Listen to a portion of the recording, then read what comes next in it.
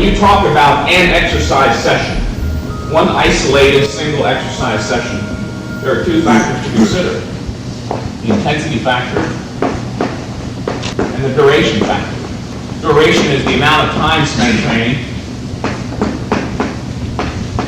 and intensity refers to the percentage of momentary effort. And this term intensity tends to be misunderstood. Some people think that by increasing the duration of their workouts, they're increasing the intensity, which is ridiculous. It's just the opposite. Every time you increase the duration, you have to decrease the intensity. These two things exist inversely to each other.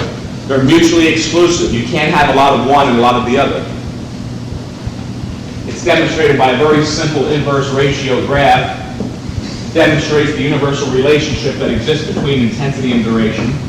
This is not a brainchild of Mike Mentzer. This is a basic law of physics. Universal principle. It applies to all activities, not just weight training, chopping down trees, studying books, sex, whatever. The more intensely you do something, whenever the intensity increases a little bit, the duration has to decrease a lot. And if you want to build big muscles fast, then you've got to train as intensely as possible, because that is the one factor most responsible for building mass. And if you want to build mass, you've got to train for short periods so you can train intensely. That's the nature of the relationship. You can train either hard or you can train long, but you can't train hard and long. It's impossible. Not because I say you can't, but because it's impossible. Is there anybody here who can sprint for a mile? What's the longest sprint in Olympic competition? Anybody know?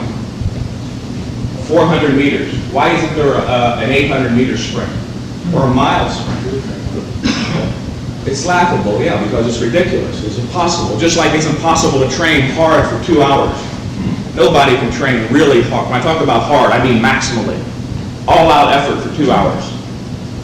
If you train as hard as you possibly can, each and every set, then the majority of you in here cannot train in 30 minutes. I'm talking about as hard as you possibly can. Every set to total failure with minimal rest in between sets. Just enough rest between sets so you can go to your next set, resume your next set, and go to muscular failure as opposed to cardiovascular failure. That is, not rush so fast that your cardiovascular system becomes the limiting system. You want to go to muscular failure. If you do that, you will probably not train in 30 minutes. How long might it be between? Would that be 30 seconds? It doesn't matter.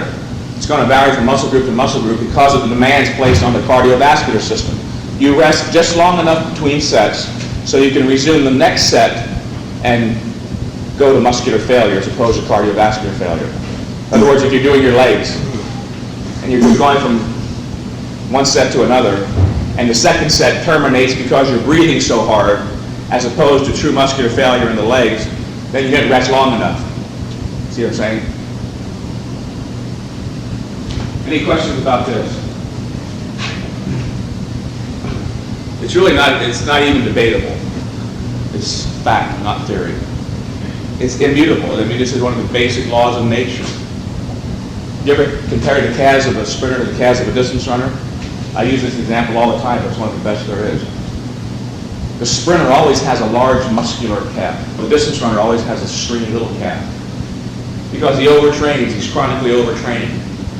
And I would venture to say the majority of bodybuilders, top bodybuilders today who are training over 2 hours a day, would look like distance runners if they weren't taking steroids. They're so grossly overtrained. But again, a lot of this can be chalked up to mental masturbation.